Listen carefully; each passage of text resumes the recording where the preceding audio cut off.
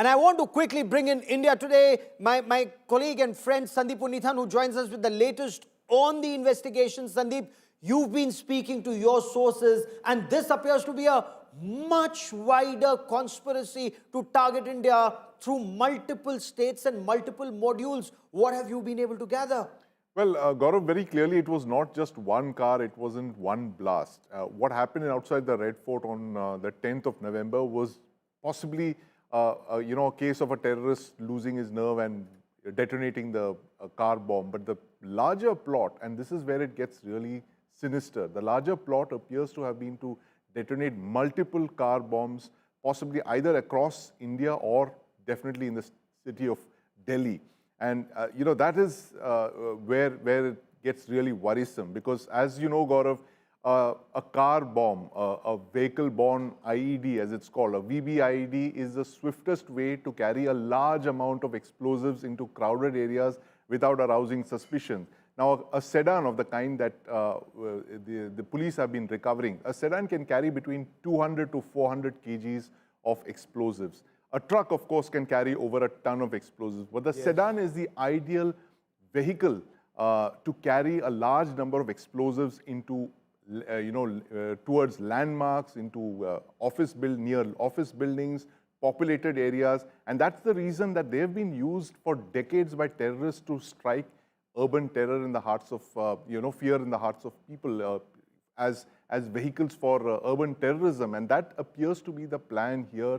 The Delhi bombers plan to inflict mayhem across the cities, and this is something that we haven't seen in a long time, Gaurav. It's been over a decade, probably 14 years since we last woke up to the, serial blasts across India, and this is a return of the Pakistan military's deep state activities across India. The use of cells, the use of VBIEDs, all of these are a familiar playbook to us, Gaurav. We've been covering this for decades now, Pakistan-sponsored attacks. And these kind of attacks are certainly not the work of single radicalized terrorist cells. These are part of a larger conspiracy. It's very clear. I'm sure the security agencies, they're already working on it to establish the links, the wider conspiracy. This actually is a race against time for them because there are multiple cars that are still being searched. There are multiple individuals who are still unaccounted for. And Mr. Azad, which is what brings me to my next question. Now that the Enforcement Directorate has also been roped in, does this show the gravity and the magnitude of the action that's likely to follow once ED is roped in? It's not just the NIA, it's not just state police forces. The Enforcement Directorate in Jammu and Kashmir had ensured that stone pelting came to an end because they sucked out funds that was available to these elements. Absolutely, and that's why I mentioned that after finding out the handlers, the next would be the source of funding.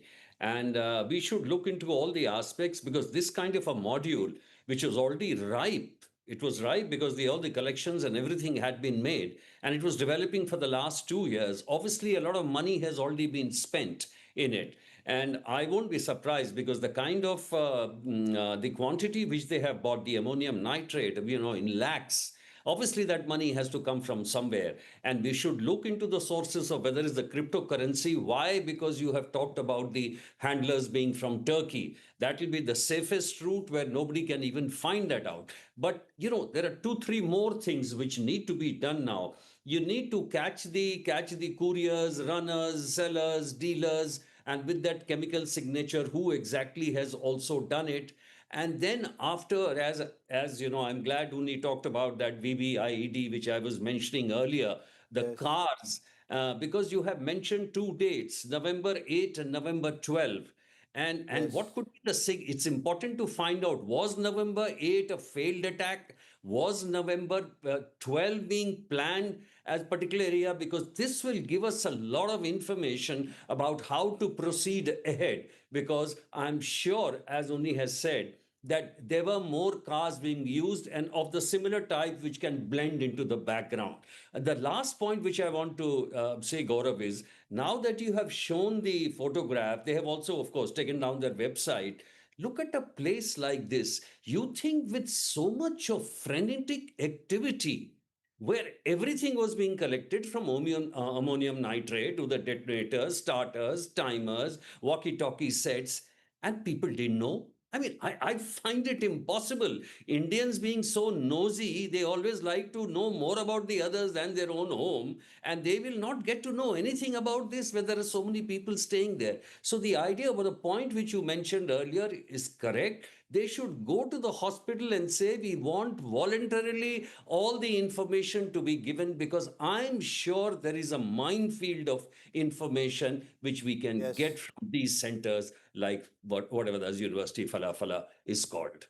Oh, absolutely. Because General Meston, just join the dots. There was this Maulvi Irfan who was indoctrinating these doctors. I'm sure he was attempting to indoctrinate other doctors. That Maulvi is currently in custody. His interrogation. This lady doctor, Dr. Shaheen Shahid, she's in custody. Dr. Ansari, I'm told, is already talking to the Uttar Pradesh anti-terror squad. Dr. Adil, Dr. Muzammil, Dr. Tariq, I'm told, and there are several other doctors who've been called in for questioning. So by and large, there would be a fair picture, and we're putting out those names on your television screen, and these are people who've been taken into custody so far, except that Dr. Muhammad Umar, sadly escaped the net as it was closing in, and he carried out that attack. But Dr. Sajjad Malla, Dr. Ahmad Moinuddin Sayyed is in that Ryzen case. This would point to a very, very chilling fact where we would want to know who are the others who are still out there. How can they be nabbed before they carry out the next terror strike? Yeah, absolutely, Gaurav. Large number of Maulvis, like Dr. Irfan and all, they have been very active to radicalize and indoctrinate the people.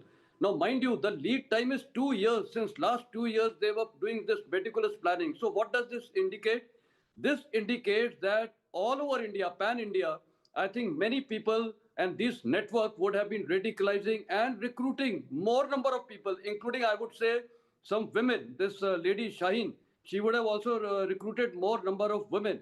And therefore, with these 2 years, the local support garnered has been tremendous. And that is the reason that they have been able to procure this ammonium nitrate and these cars and the funding.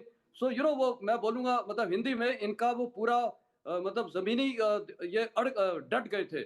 They had everything. Local support was tremendous. Mind you, I think a good point emerged by Mr. Azad. This eco sport car, where was it parked? It was parked in a village in No Faridabad. village. Natural Yes. tendency for anyone is he parks his car close to his residence, oblique place of where he is located. In this case, the car has been parked in a village and maybe in fields, and these locals are oblivious about this car. They have been seeing Okay. this car over a period of time, moving day in and day night, and being parked here. Unless this is silence of conspiracy and complicity, and